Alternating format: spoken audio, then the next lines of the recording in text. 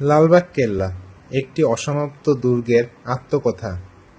কি দেখবেন, কিভাবে যাবেন, সবই রয়েছে আজকের এই ব্লগে। লালবাগ কেল্লা নামটি শুনলেই মনে পড়ে যায় ছোটবেলার কথা। মনে পড়ে যায় বইয়ের পাতার রঙিন হরফে ছাপানো সুবেদার শায়েস্তা খাঁর শাসনামলের সুদিনের কথা। টাকায় ৮ মণ চাল কিনতে পারার সেই ইতিহাস কারই বা অজানা। বঙ্গদেশে যে কয়টি কেল্লা বা দুর্গ রয়েছে তার মধ্যে লালবাগ দুর্গ সবচেয়ে প্রসিদ্ধ। অসমাপ্ত এই দুর্গটি বাংলায় মুঘল স্থাপত্যের একমাত্র স্মৃতি বহন করে। দুর্গটিতে মুঘল স্থাপত্য ও সাহিত্যের উপকরণ হিসেবে ব্যবহার করা হয়েছে কোষ্টি পাথর, মার্বেল, রং-বেরঙের টালি। লালবাগ ছাড়া বাংলাদেশের আর কোনো ঐতিহাসিক নিদর্শনে এখন পর্যন্ত এমন সংমিশ্রণ পাওয়া যায়নি। মূলত বাংলার রাজধানী ঢাকা থাকাকালীন কেল্লাটির বিপুল উৎকর্ষ সাধিত হয়, জনপ্রিয়তা লাভ করে। ৩৩৩ বছর ধরে ঠায় দাঁড়িয়ে থাকা ঢাকা শহরের প্রতিচিহ্ন এই লালবাগ দুর্গ। লালবাগ কেল্লার নামকরণ কিভাবে হলো? এলাকার নামের সাথে মিল রেখে শায়েস্তা খাঁ কেল্লার নামকরণ করেন লালবাগ কেল্লা। সম্রাট আওরঙ্গজেবের ১৬৮০ সালে কিল্লা আওরঙ্গজেব এর স্বত্ব শায়েস্তা খানের হাতে তুলে দেন এবং একই সাথে অসমাপ্ত দুর্গটি নির্মাণের কাজ শেষ করার জন্য অনুরোধ করেন। সুবেদার শায়েস্তা খাঁ ঢাকায় এসে কেল্লাটির নাম পরিবর্তন করে এ নামকরণ করেন। ১৬৭৮ সালে সম্রাট আওরঙ্গজেবের তৃতীয় শাহজাদা মোহাম্মদ আজম শাহ সুবেদার হিসেবে ঢাকায় এসে শায়েস্তা খাঁর বাসভবন উচ্ছেদ করে শুরু করেন দুর্গ তৈরির কাজ। সুবেদার আজম শাহের নতুন নতুন প্রাসাদ নির্মাণে প্রবল ঝোঁক ছিল। এরই ধারাবাহিকতায় আজম শাহ লালবাগ দুর্গটি নির্মাণ করেন। পিতার প্রতি সম্মান দেখিয়ে দুর্গটির নাম রাখেন কিল্লা আওরঙ্গাবাদ। কিছুদিনের মধ্যেই সম্রাট তাকে দিল্লিতে ডেকে পাঠান মারাঠাদের দমনে। ফলে কেল্লাটির নির্মাণ কাজ অসমাপ্ত থেকে যায়। ১৬৮০ সালে সুবেদার শায়েস্তা খাঁ দ্বিতীয়বারের মতো বাংলার সুবেদার হিসেবে ঢাকায় আসেন এবং কেল্লার এই নতুন নামকরণ করেন। তো লালবাগ কেল্লা কোথায় অবস্থিত? এটি ঢাকার দক্ষিণ পশ্চিমে পুরান ঢাকার লালবাগ এলাকায় ঐতিহাসিক এই দুর্গটি অবস্থিত। পূর্বে কেল্লাটির পিছন দিকে বুড়িগঙ্গা নদী বয়ে যেত, কিন্তু ১৮৯৭ সালের প্রবল ভূমিকম্পে বুড়িগঙ্গার গতিপথ পরিবর্তিত হয়ে যায়। লালবাগ কেল্লার ইতিহাস সম্পর্কে বলি। ১৬৬৩ সালে বাংলার সুবেদার মীর সুজাউদ্দিন মৃত্যুবরণ করেন।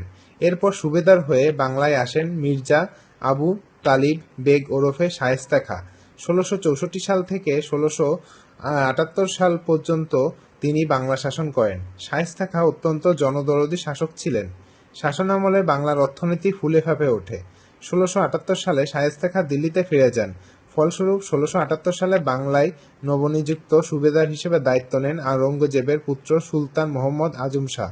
সুবেদার হিসেবে আজম শাহ প্রথমে নজর দেন প্রাসাদ নির্মাণে। মোহাম্মদ আজম শাহের প্রাসাদ দুর্গ নির্মাণে প্রবল ঝোঁক ছিল। ঐতিহাসিকদের মতে এটিই ছিল লালবাগ দুর্গ সৃষ্টির প্রধান কারণ। লালবাগ দুর্গের অবকাঠামো ও নির্মাণ শৈলী। লালবাগ দুর্গ ১৯ একর জায়গার উপর প্রতিষ্ঠিত। কেল্লাটির ৩টি প্রবেশদ্বার রয়েছে, যার মধ্যে ২টি প্রবেশদ্বার বর্তমানে বন্ধ রাখা হয়েছে। পূর্বে ধারণা করা হতো দুর্গটির ৩টি অংশ রয়েছে, কিন্তু আধুনিক প্রত্নতাত্ত্বিক খননের পর জানা যায় কেল্লাটি অনেকগুলো অংশে বিভক্ত। এগুলি হল মসজিদ, পরিবিবি সমাধি, দেওয়ানিয়াম, সুবিশাল তোরণসহ আংশিক ধ্বংসপ্রাপ্ত উঁচু দুর্গপ্রাচীর, দুর্গপ্রাচীরের দক্ষিণ দিকের আস্তাবল, প্রশাসনিক ভবন, কিছু বাসভবন, জলাধার বেষ্টিত ছাদ বাগান আর দক্ষিণ পশ্চিম কোণের 5টি বুরুজ। ভিডিওতে সামনের যে বিল্ডিংটি দেখতে পাচ্ছেন, এটি হচ্ছে দেওয়ানিয়াম বা বিচারালয়। দ্বিতল এই ভবনটি 2টি কাজে ব্যবহার করা হতো। এক হলো বাসভবন বা হাম্মামখানা, আর দ্বিতীয় হলো বিচারালয় হিসেবে। নিচতলা ছিল হাম্মামখানা তথা বাসভবন এবং উপরের তলা বিচারালয়। এখানে শায়েস্তা খাঁ থাকতেন সমস্ত। এখন ভিডিওতে যেটি দেখতে পাচ্ছেন, এটি হচ্ছে বুরুজ বা দুর্গ। দুর্গ প্রাচীরের দক্ষিণে 5টি বুরুজ ছিল। এই বুরুজগুলো দোতলা সমান উচ্চতা বিশিষ্ট। বুরুজগুলোর মধ্যে একটি হলো ভূগর্ভস্থ সুড়ঙ্গ, যেটা নিয়ে লোকমুখে নানা ভৌতিক কাহিনী প্রচলিত আছে। কথিত আছে এই গুহায় যে প্রবেশ করে সে আর কখনো ফিরে আসে না। বর্তমানে সুড়ঙ্গ মুখটি স্থায়ী গেট দিয়ে বন্ধ করে রাখা হয়েছে। পিছনের যে বিল্ডিংটি দেখছেন, 2020 সালে মার্কিন অর্থায়নে লালবাগ কেল্লা সংস্কারের কাজ শুরু হয়, যা 2023-এর মাঝামাঝি শেষ হয়। দেওয়ানি-আম মুঘল সুবেদারের বাসস্থান, কোর্ট ও হাম্মামখানা এই প্রকল্পের আওতায় সংস্কার করা হয়। পরী-বিবির মাজার আর সমাধি সৌধ। লালবাগ দুর্গ টিকে থাকা স্থাপত্যগুলোর মধ্যে পরী-বিবির সমাধি অন্যতম। এটি দরবার হল এবং দুর্গের মাঝখানে অবস্থিত। সমাধিসৌধটি 20.2 বর্গমিটার, আনুমানিক 1684 থেকে 1688 সালের এই সময়কালে শায়েস্তা খাঁ এটি নির্মাণ করেন। কৌতূহল উদ্দীপক ব্যাপার হল এখানে আসলে পরী-বিবির মরদেহ নেই। উল্লেখ্য, পরী-বিবির সাথে 1668 সালের 3রা মে আওরঙ্গজেবের তৃতীয় শাহজাদা মুহম্মদ আজম শাহের বিবাহ হয়। 1684 সালে পরী-বিবির অকাল মৃত্যু ঘটে এবং 2018 সালে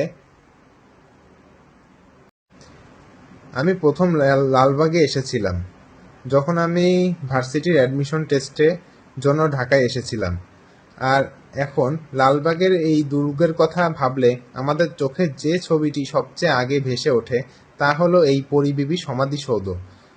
এই সমাধি স্থাপত্যটি 4 কোণা বিশিষ্ট